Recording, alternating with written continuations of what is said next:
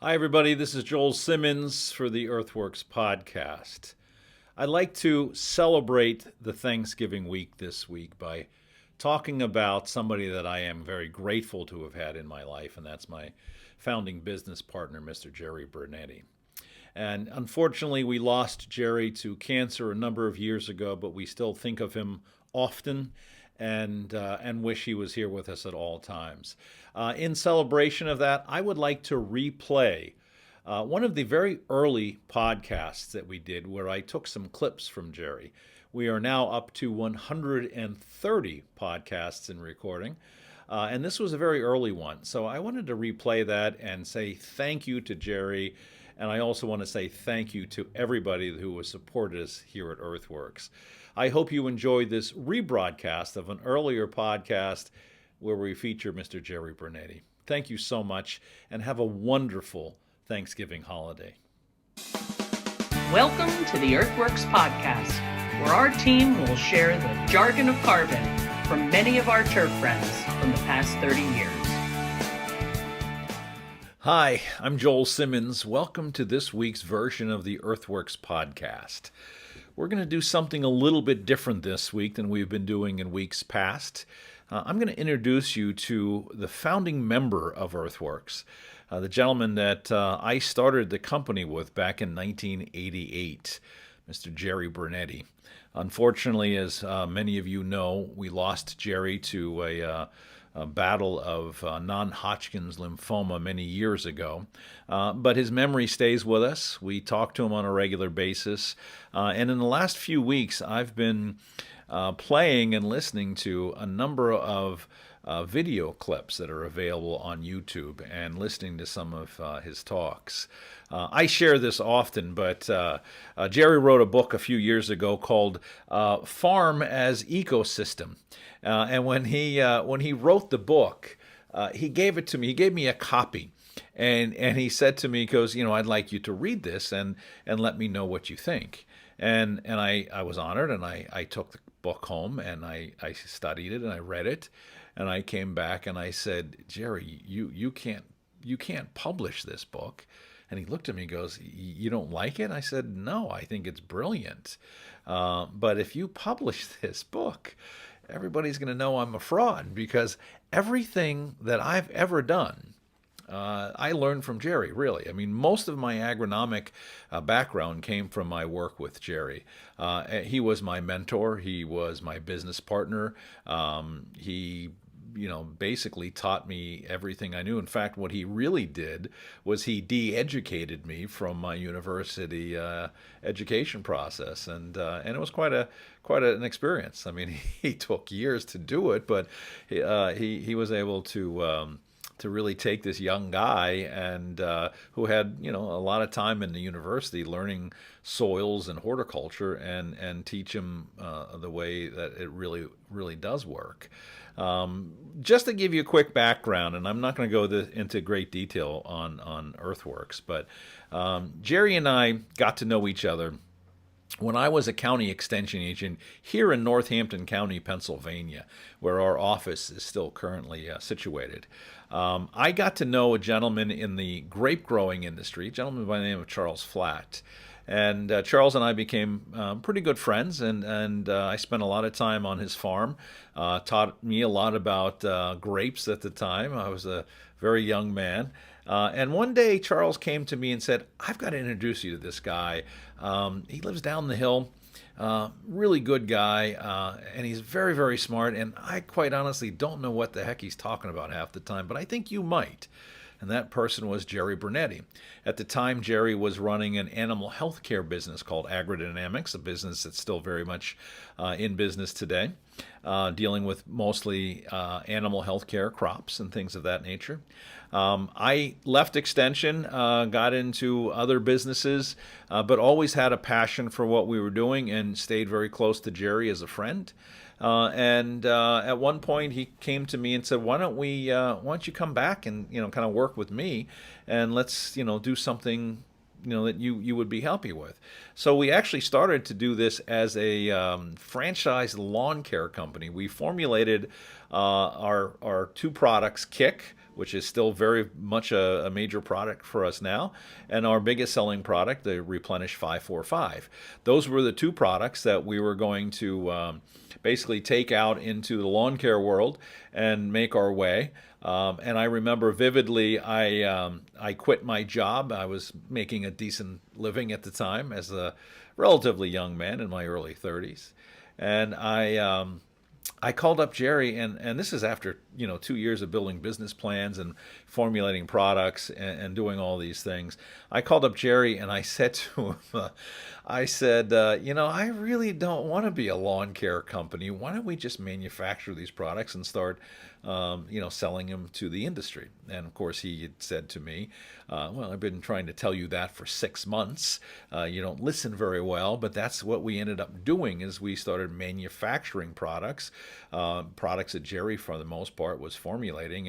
And as you see some of the clips that we're going to show here in a minute, you'll kind of get a feel for where he was going in terms of formulation. So we started out very small. I started literally going to the library with a bag of dimes.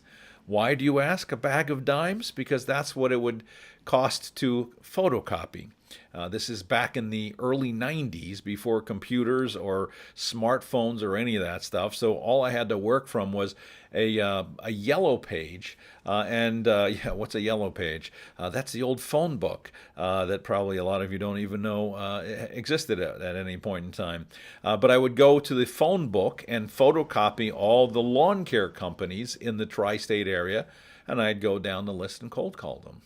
Our first couple years, we sold enough guys to at least keep food on the table. And as the years grew, we got to meet people like Tom Briner at Fiddler's Elbow, and Glenn Smickley and John Tressart, who we've already interviewed here on this podcast. And we started moving down the road of getting into the golf course industry, and Jerry started formulating even more products. But again, as what I'm going to do here today is I'm going to show you some of the clips from some of his talks. And let you hear in his voice, in his words, and hear his passion as he spoke.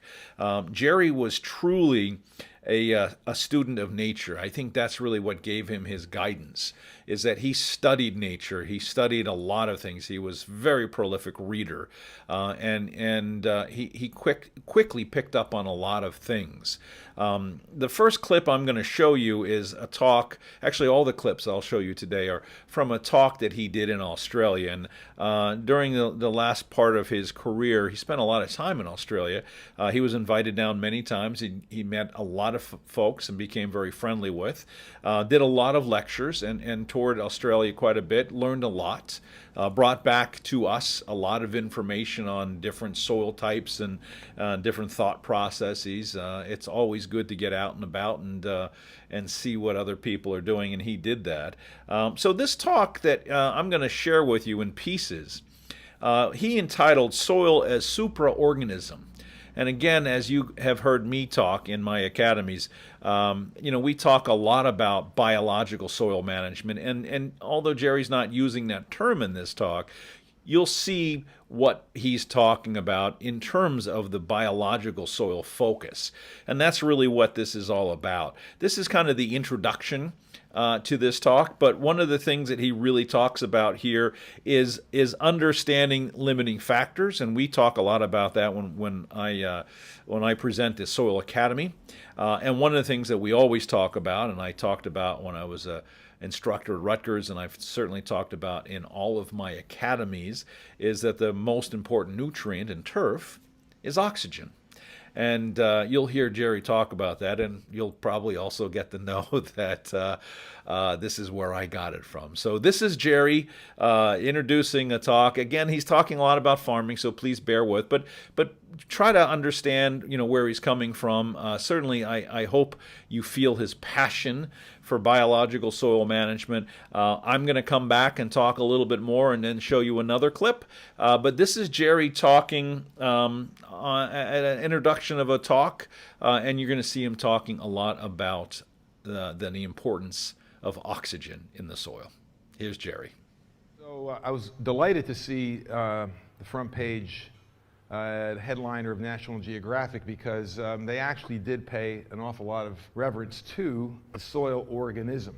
as opposed to just being topsoil that has kind of an inert quality or character to it that's merely supposed to hold plants upright. So it's very encouraging to see that it's getting the recognition that, you know, folks like yourself have given it for more than a few years. So when we're dealing with these organisms within organisms, superorganisms, what we're dealing with here, and this is kind of things that I talk with my farmers all the time, start thinking about soil as ecosystems within ecosystems. So we have what we call the lithosphere, which is the mineral component or portion of the soil. We have the hydrosphere, which is the fluids, predominantly water, which I'm going to talk about. We have the biosphere, which are all the inhabitants, living biological inhabitants of this ecosystem. And then we have the atmosphere, which are the gaseous byproducts of exchanges between the inorganic and the organic realm. One of my teachers, back in the late 70s and early 80s, was a fairly renowned agronomist by the name of Don Schrieffer from Lamont, Indiana, and who's since passed from the scene. And Don wrote 2 books that were published by Acres USA. One is called From the Soil Up, and the other one was called Agriculture in Transition. And he was primarily a crop agronomist, but he also worked with people growing orchards and livestock. Being in the Midwest, most of his clientele were the folks that were corn and bean, wheat, and hay farmers. But he was always emphasizing you got to basically take the pulse of your landscape. Take the pulse of your landscape like you're a physician taking the pulse of your patient. And ask yourself basically the question of what are your yield limiting factors? What are your yield limiting factors? And so he said that essentially you have to look at it from the standpoint of what biology really depends on first and foremost, secondarily, and then downstream. And what he was saying was that the very first thing you have to deal with is managing your atmosphere, because essentially the most important nutrient in the soil isn't nitrogen or calcium, phosphorus and such, it's oxygen, because it's an aerobic. And so aerobic ecosystems, of course, first and foremost depend on the 21% oxygen that's in the atmosphere, but in the soil, the atmosphere is a little lower. It's about maybe 15% in a healthy aerobic environment. And that's, of course, where you see the fence post always rotting, right in that top 4 inches, which is where the aerobic zone is. And what the objective here is to try to get that 4-inch fence post rotting zone down another foot, maybe deeper. Not that you want your fence post to rot that completely, but if you use locust, you won't have to worry about that, right? So number 1 is atmosphere. And then once you start managing atmosphere, you have a chance to manage water. Because if you have atmosphere, it means you have pore space. You have pore space, you have infiltration opportunities. So then you manage water, and that's also a manage of carbon. But actually, you can't really manage carbon unless you have digestion, which is another word for decay. So you have to manage digestion, which is basically pulsing the root systems, getting the organic residues to decompose instead of burning them. I was realized now that in Australia, one of the farm papers I saw at the airport, there's seemed to be more emphasis on stubble mulching, getting your stuff ground up so that there's more surface area so that the fungi, the bacteria can start breaking down these carboniferous residues from your previous crop. So there's more emphasis on that. And last but not least is fertility. And when you look at a lot of people who recommend how to grow a crop, and I was one of them once upon a time, it was fertility first. Whether you're an NPK manager or you're looking at other elements like calcium, phosphorus, zinc, whatever it might be. And it's not that fertility is of least consideration, it's that you can't really get good fertility returns on your investment if you don't have a good ecosystem that's embodied with the right kinds of atmosphere, the digestion, and the water management issues. So I don't know if all of you have one of these. I think every farm should have one of these tools, because this is a measure of compaction and the depth of the compaction, called the plow pan or the hard pan, in some cases what we call the fragipan, which is a geological pan. But what I call this is an oxygen meter. Not that it measures oxygen, what it's measuring is pounds per square inch. And what I like about this tool, it tells me exactly what the PSIs are and where the PSIs start to get deep. So if I start getting into that red zone, which is getting into the 300 pounds per square inch zone, what that says to me right now is root growth starts to halt abruptly. Because roots don't want to grow into an anaerobic environment because there's no life there. At least not the aerobic life that aerobic plants depend upon. So that tells me exactly where my pans are, depth-wise, because there's demarcations on the rod, and it tells me specifically how tight the pans are, and then I can also find out how thick the pans are. So how deep, how tight, and the thickness of that pan. And sometimes, basically, what I see in, I'd say 90+% of my clients, and a lot of these guys are livestock with perennial polycultures of grass and meadows, we have a lot of compaction. Now, in my country, that ground that's currently being managed, let's say with a perennial polyculture, has been plowed for 300 years. Albeit with horses, but horses and plows compact soil. Cows walking on top of ground compact soil. And then we end up coming up with heavier equipment. Now, the guys that are mechanized, you know, more machinery, more horsepower, and we have more compaction. Then throw in salt fertilizers, throw in fungicides, herbicides, and all kinds of sides except suicide, perhaps, and you end up with a dead zone that really does interfere with the efficiency of your fertility program in a big, big, big way. I mean, this is a huge issue with drought. Huge issue with drought. And most people say, I don't understand, I spent all this money on lime and rock phosphate and foliar sprays, and you know, we just can't seem to get the return on investment. And the reason why is because you don't have the number one fertility being taken care of, which is oxygen. If you don't have oxygen, what good is calcium? Hopefully that made some sense. Again, you could see the importance that Jerry put on getting the soil right. Jerry did a lot of things. He was a great lawyer. He was a doctor. I think many of you that knew Jerry knew that he had a 15-year battle with non-Hodgkin's lymphoma, and he actually toured the world. He did a lecture series called Food is Medicine, which was really based around his approach to human health. And one of the things that Jerry taught me very early on in my career working with Jerry was that the connection between soil health and animal health and ultimately human health is a direct circle. And I remember many times him telling me stories of getting called into a farm where he would be asked to help a farmer's cow who was down and sick. And he would go in and look at the cow and do his evaluation on the cow. And then he would come back and say to the farmer, I would like to see your soil test, which often confused and kind of blew away the farmer and saying, you know, what are you talking about? Soil tests? My cow's sick. And he goes, yeah, but your cow's sick because your cow is eating crops that aren't not getting the proper nutrition.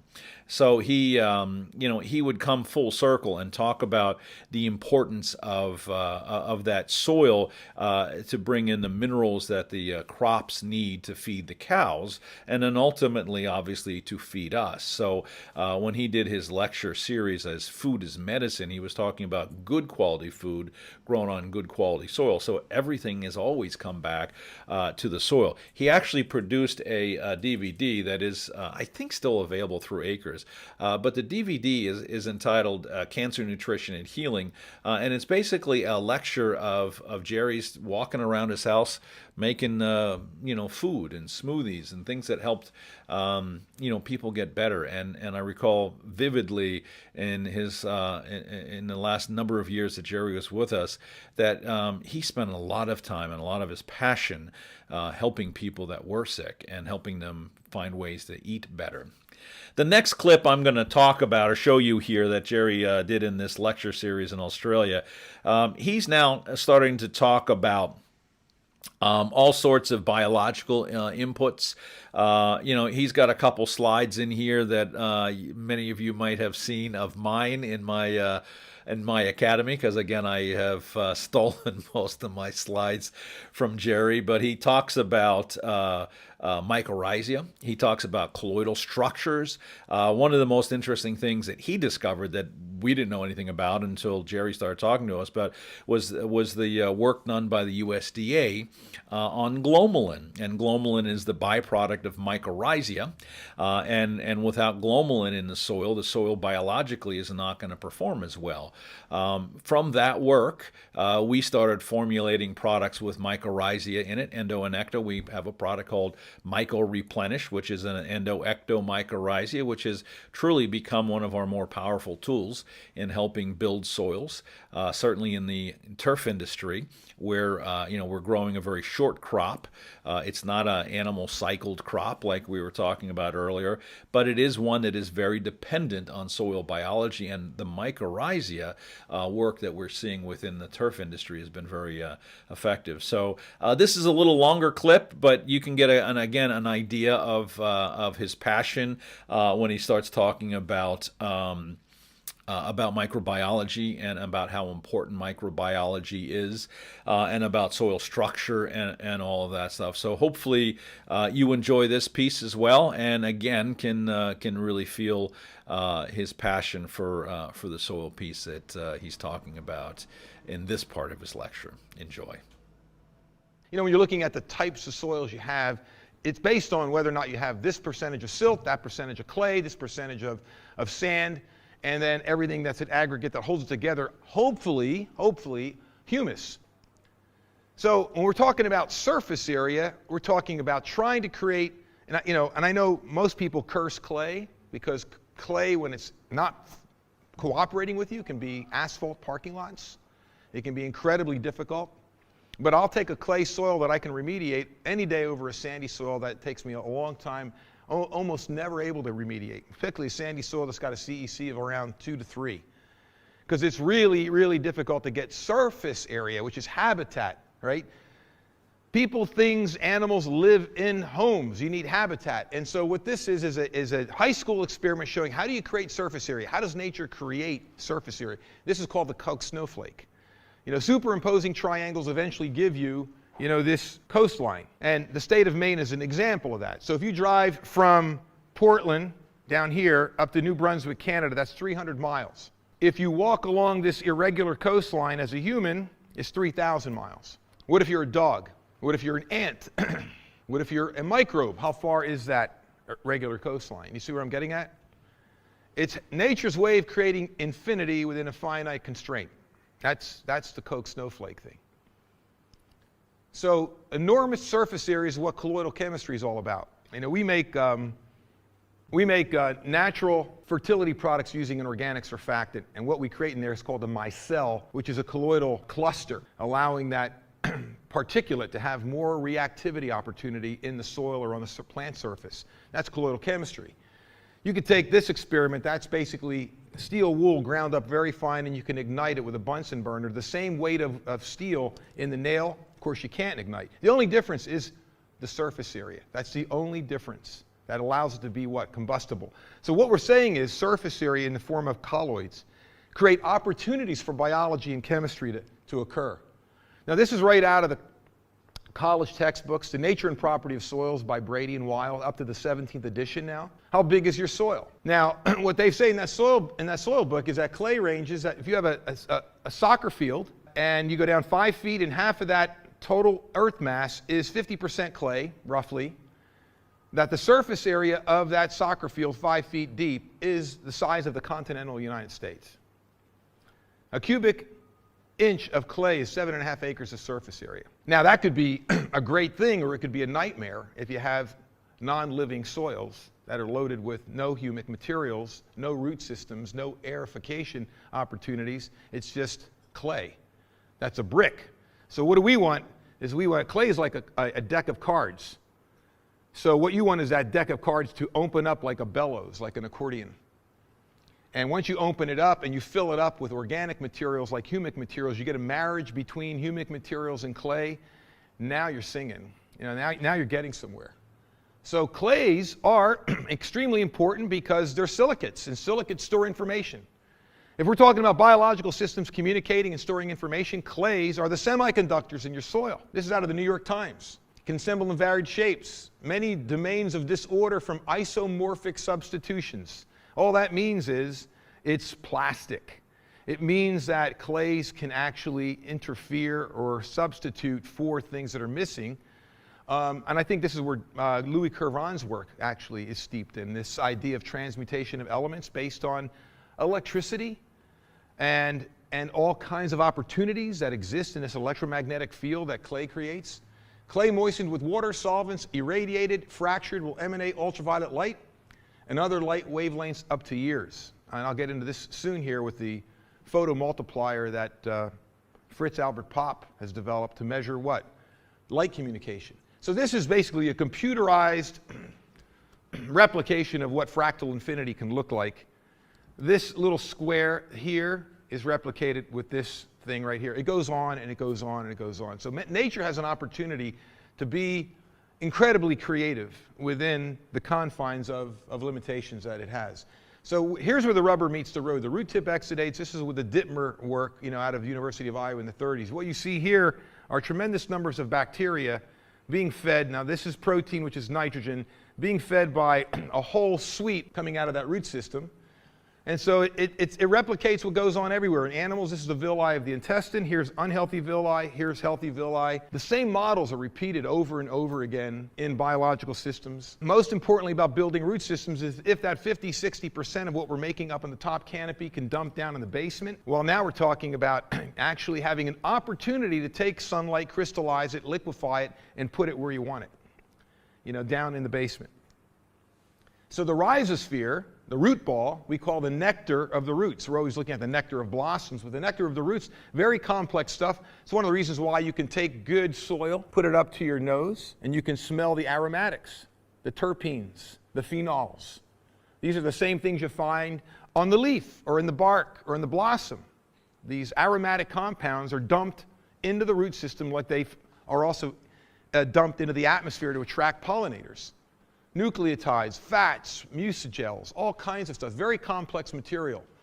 It's only 1 to 5% of the soil volume. Therefore, it's really important to understand why you need a thick sward, because the rhizosphere is very, very confined, the root ball. The rhizosphere is no more than 5 millimeters from the root surface. And the microbial population is 10 to 100 times higher there than the other soil. And this is interesting to me. Microbes only occupy 7 to 15% of the actual root surface. So where are they living?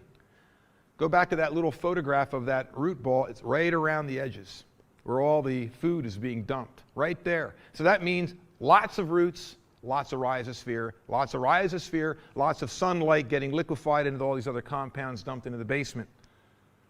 And organic compounds are very complex, as you can see up here. Many, many things other than sugar, fats, lipids, carbohydrates of many kinds, tannins. If you see a stream, in my neck of the woods, we have autumn. The deciduous leaves fall off the trees. They end up in the streams, and they actually turn the streams tan, like tannin, right?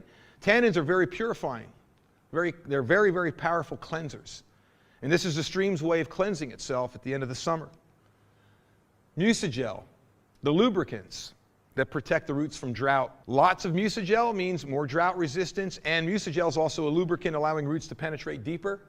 And this is just some of the things that are in mucigel. A very complex carbohydrate amino acid profile there. So glomalin is produced by the mycorrhizal fungus, which inhabits 90% of the Earth's plants, root systems. And this was discovered, believe it or not, by Dr. Sarah Wright, USDA, 1996. That's how little we know about glomalin. And this is the compound that represents an average of 27% of the soil carbon, which is an exudate, a secretion from a fungus. 27%. It's as high as 40%. That's an amazing, and when I was just into this work about 30 years ago, I never could figure out why somebody who abused their soils with monocropping, no cover cropping, lots of hard chemistry, and you go to that soil every year and test it, and it was still 2% organic matter. So Albert Schatz is the guy who invented streptomycin. He wrote this book in 1954 and another one in 1963, Chelation as a biological weathering factory in soil formation or pedogenesis, or the importance of metal binding phenomena in the chemistry and microbiology of soil. The first book wouldn't even be published in the United States. He had to publish it in India, right? This is the guy who discovered streptomycin, which is an actinomycetes secretion, which became a powerful, effective human antibiotic.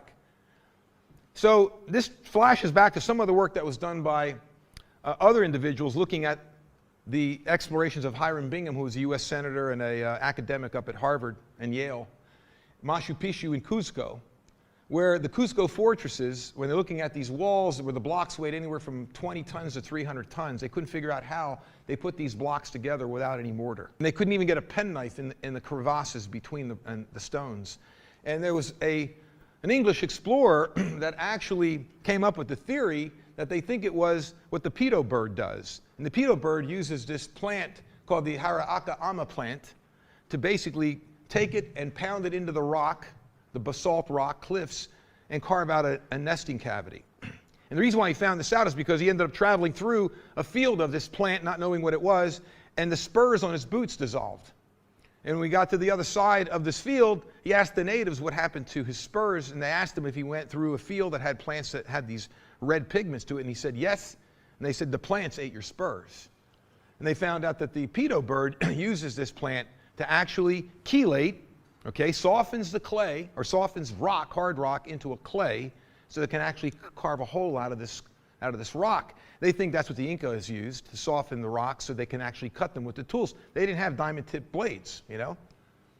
Lichen is an example of that. This is a chelating compound. 36% of the dry weight are chelators. You see them everywhere. Primitive plant, it's an algae and a fungus marriage is what it is. The algae fix sugar from sunlight, and the lichen fix minerals from the rock. You know, are also produced by compost, but they're also produced by natural soil systems. What we know with humic acids is they're chelating agents. So everything out here that's how do we get minerals into a solution is with chelating agents.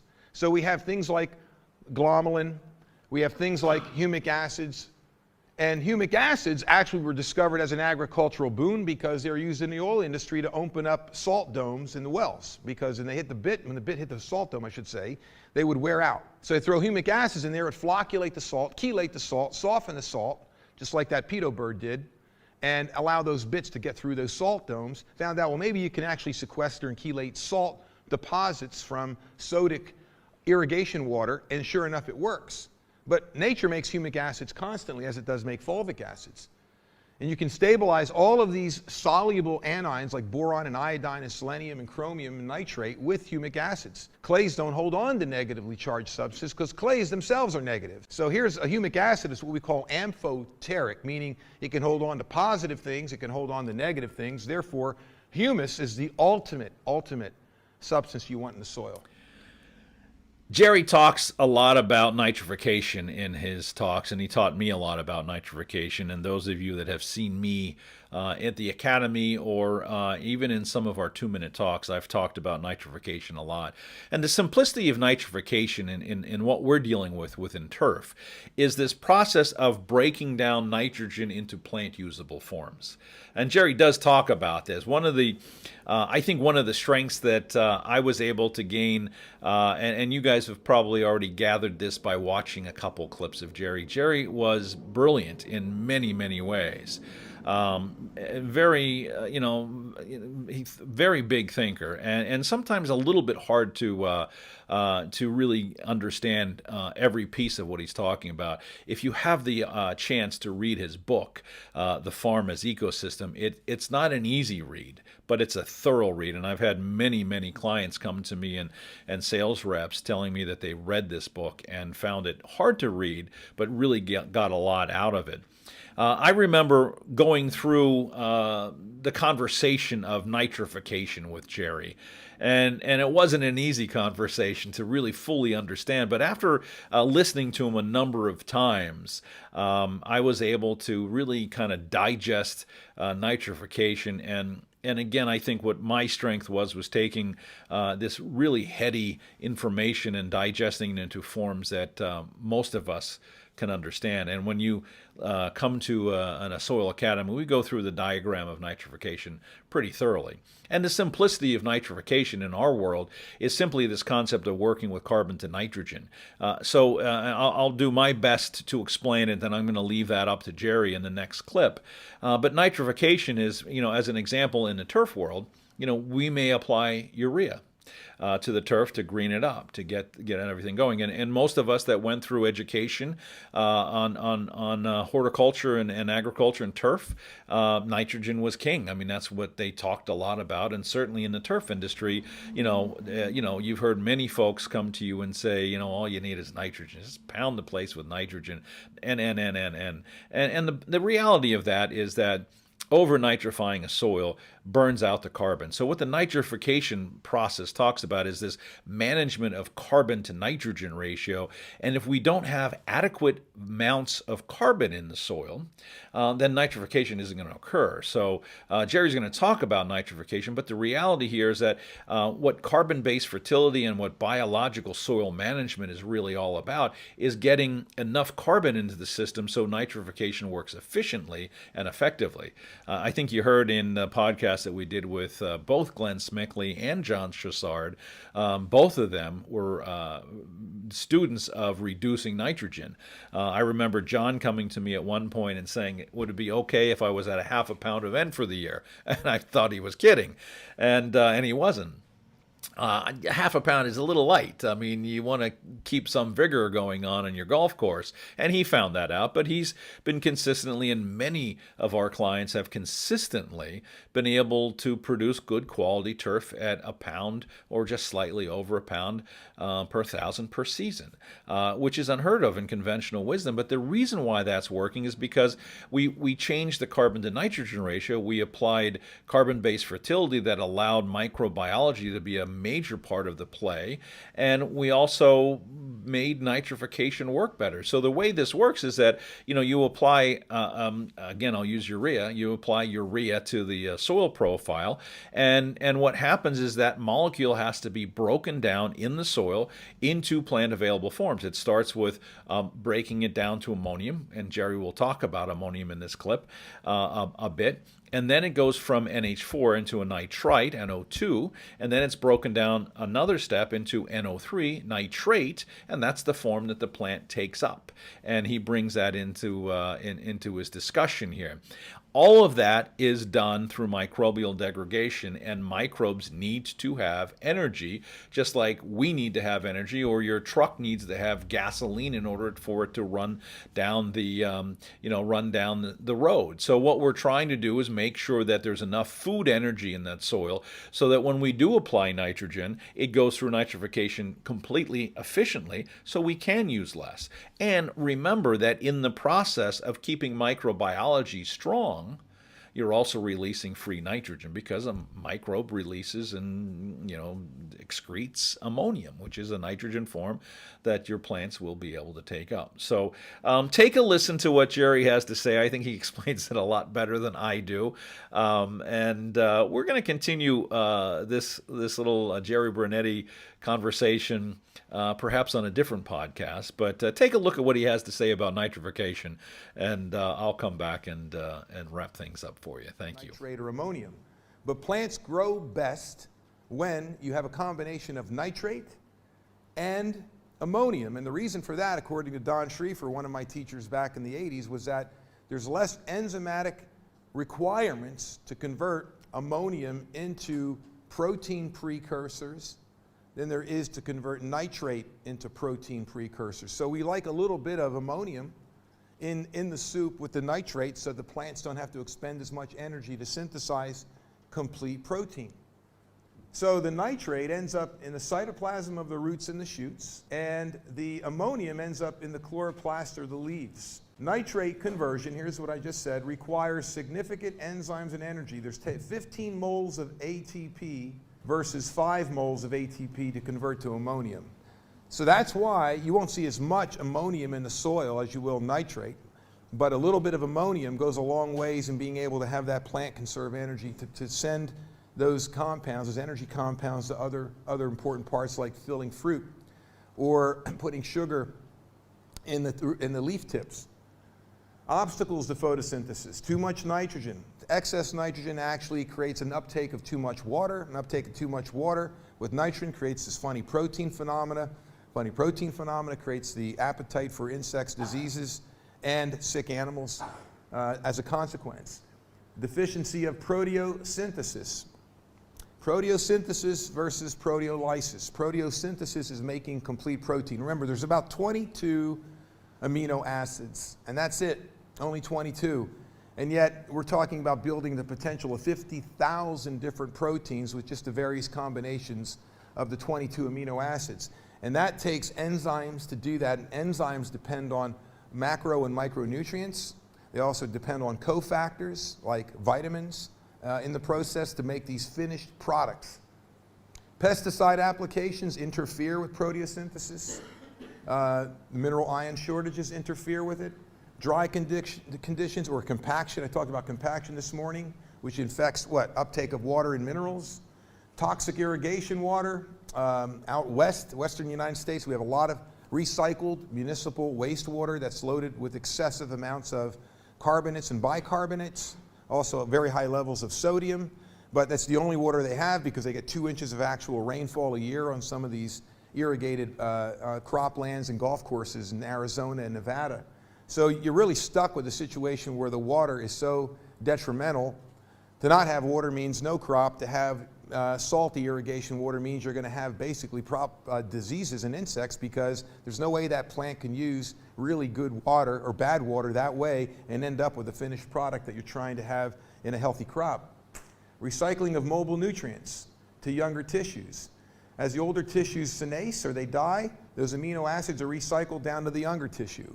So what does that mean? Well, if you don't have finished proteins, those leaves that haven't finished making protein prematurely die, and so there's constantly a recycling of that nitrogen. Chlorophyll is an example of nitrogen. In the Northeast, we have autumn, and autumn is when the leaves change color. And really, they don't really change color. What happens is they lose the green color, which is chlorophyll, because chlorophyll is rich in nitrogen, and the deciduous trees migrate or mobilize that chlorophyll into the root for next year. Through the wintertime, it stays dormant, and then it resurrects that nitrogen back in the spring.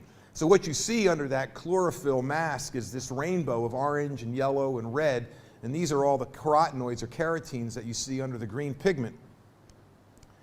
Plant proteolysis, so high nitrogen fertilizers. This is the problem I'm talking about. Excessive amounts of free amino acids in the plant tissue. Okay, so protein is a mixture of bricks.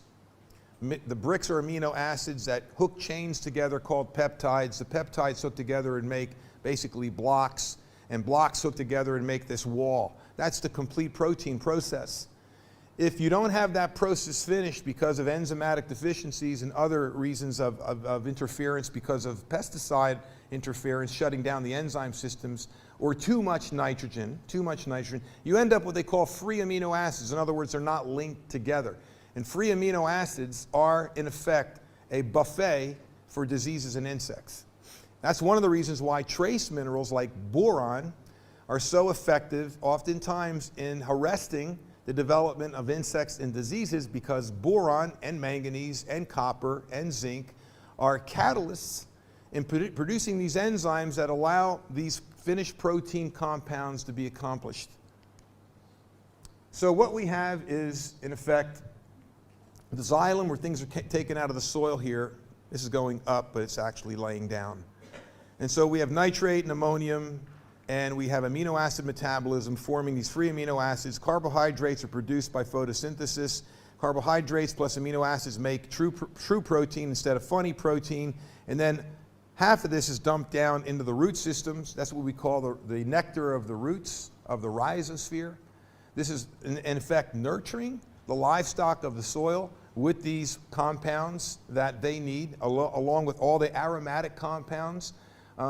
Things like alkaloids that actually inhibit the proliferation of nematodes, things like terpenoids, which inhibit the growth of fungal diseases that attack root systems.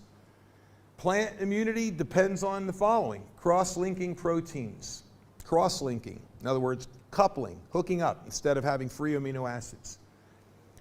Cell deaths. Surround fungus releases acids to contain the pathogen. So that takes a lot of energy. When a plant's being attacked by a fungus, there's a tremendous amount of energy focused just on where the damaged tissue is, which takes away from what? Production. It also takes away from the quality of the fruit if you're growing fruit or nuts. Surrounding cells produce phytoalexins. What are those? And I'll talk about this Saturday, I guess. Phytoalexins are the 911 responders. Phytoalexins happen within a very short period of time. Within 48 hours of a plant being smitten or bitten by a pathogen, the entire phytochemistry of that plant can actually come to the aid of that damaged area so that the disease does not progress and there isn't a crop failure, provided that there's enough nutrition, provided that the protein is not funny protein. If you have an abundance of this funny protein, you can't produce the phytoalexins, these 911 responders. And these are some of the things that are in these phytoalexins, or these 911 responders. So we have things like phenols, hydrocyanic acid, that's cyanide. Which plants are high naturally in cyanides? Brassicas, right? They're called isothiocyanates. It's one of the reasons why they're so good against cancer, because cyanide is actually very good for preventing cancer. You know, there are lethal doses of cyanide, and there's therapeutic doses of cyanide. Anybody ever hear of Laetrile? Laetrile from apricot pits. It got vilified years ago. The active ingredient in Laetrile or apricot pits is another form of cyanide. And cyanide compounds in these plant forms are incredibly effective at detoxifying the liver. So when you have cancer, or you have some other kind of chronic illness that has an association with liver contamination, you want to eat lots of cruciferous vegetables, particularly if they're fermented, because they cause a conjugation of the toxin. In other words, it binds it and helps you eliminate it through the gallbladder. And plants do the same thing.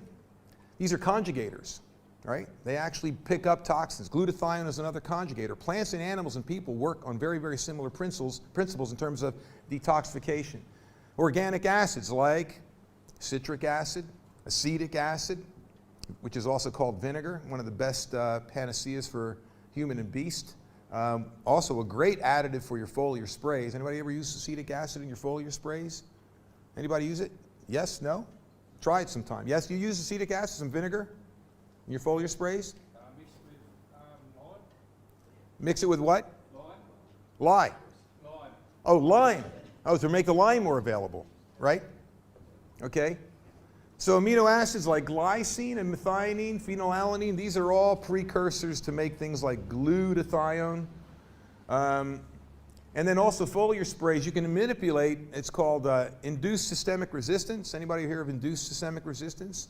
You know, SARs are acquired systemic resistance. That's when plants cause this immune response to occur where phytoalexins, the 911 responders, show up. You can actually trick plants into doing this with things like vitamin C or salicylic acid, which is aspirin. And if you're organic, I don't think you can use a synthetic salicylic acid, but you can make your own by taking willows, chopping them up, putting them in water, letting them leach into the water, and using the salicylic acid from the leaching of the willow branches and leaves. Phenols and mycorrhizae. Okay, so what's this saying? This says that the mycorrhizal fungus, that is a beneficial symbiont, that is a partner with the root, of which 90% of the world's plants are now mycorrhizal dependent. Either ectomycorrhizal, which live on the outside of the root, or endomycorrhizal, which parasitize the inside of the root. The mycorrhizal fungus is incredibly important because of a couple of big things. Number one, it produces a lot of a plant glue exudate called glomalin. And glomalin doesn't break down, so it builds up organic matter. Up to 40% of the soil's organic matter is from glomalin. It also insulates the plant's roots so that they're not susceptible to diseases and insects, salt damage and such. And these mycorrhizal also produce phenols, phenolic acid. Anybody ever hear of phenolic acid or phenols? It's used as a preservative because it kills bacteria. And there's a whole family of phenols. They're part of the flavonoid family. But phenols are secreted by these mycorrhizal fungus. Unfortunately, you can't see it, but those dark shaded areas there are actually phenol deposits coming out of the mycorrhizal fungus. And what this shows you is total phenols of mycorrhizal infections and on groundnut roots. And what this is showing you here is the mycorrhizal inoculated, the non-mycorrhizal inoculated. And these are different phenols. So here's total phenol, here's a particular kind of phenol, and this is the fact that these are mycorrhizal infected roots and none of these are infected. So you look at the two columns here and what do you see? Huge increases in the phenol expression out of the mycorrhizal fungus on those roots when they're inoculated. So if you're growing hort crops, I would always inoculate your hort crops with mycorrhizal inoculants. If you've got a perennial polyculture, you're already there. You just don't kill them. The best way to get rid of mycorrhizal fungus is apply too much phosphorus. Number one detriment to mycorrhizal getting rid of them is apply too much phosphorus. The worst kinds are the most soluble phosphates. So liquid manure, Superphosphate. You guys, if you're organic, are not using that. Some guys are biological. You might be using some MAP or DAP or superphosphate. That's soluble. I'm not talking about adequate amounts, but abundant amounts. When you start getting the soil profiles up high, we're finding out as the mycorrhizal levels start to drop off. And the reason for that is because the primary job of mycorrhizae is to produce phosphatase enzyme. Phosphatase enzyme fractures the bond between phosphorus and iron, phosphorus and aluminum, phosphorus and calcium, and phosphorus and magnesium. So its job is to release phosphorus, and the reason for that is because the energy currency of all plants and animals and people is a molecule called ATP, adenosine triphosphate, right? So mycorrhiza's job is ultimately to create energy currency. And so that's the number one way to get rid of it. The second way to get rid of it is a lot of tillage, no cover crops. The third way to get rid of it is fungicides and herbicides. So those are the ways you drive mycorrhizal out. Thank you for joining me for this week's podcast. As you can see, my passion for what I do, and I think the passion that our team has gathered really stemmed from Jerry Brunetti. And without Jerry, we wouldn't simply be here. I show a picture of Jerry and me, and interestingly enough, we started working in the late 80s. Cell phones didn't exist, smartphones didn't exist, cameras in your pocket didn't exist. So as we were going through some work, we realized there's just not a whole lot of photographic evidence of our partnership, our business partnership. But we do have this one picture that I share at a lot of times in the academy. This is a picture of me and Jerry at one of our very first trade shows. And as you can see in this picture, there is my wonderful porn stash, and Jerry in the same jacket that he wore almost every time. But we scared a lot of people in the first few days of our business. Of EarthWorks. We were coming out with ideas that were different. 1988, 1990, there wasn't a lot of people talking about biological soil management, but Jerry's passion was powerful. I understood it. I followed it. We stayed on that train, and and today, it's very rare to find a manufacturer of fertilizers not talking about carbon, things that we talked about, with great pain back in the early 90s. And what I mean by pain is that we were criticized heavily. Humic acids was the work of the devil. They were the snake oil. Now I think they're in some of the most common fertilizers that you're going to find. Fortunately, we have continued to grow with Jerry's concepts. We can continue to stay with a lot of his formulas. And we continue to share his conversation, and that's what we were trying to do today's podcast. And we're going to continue this as well. So please stay with us over the next few months. I will pull together another Jerry Brunetti piece. And thank you for joining us on this week's EarthWorks podcast. These clips were taken from two talks that Jerry gave entitled Understanding How Nature Works and Soil as Supraorganisms, both given at a conference called Land Care Australia 8 years prior.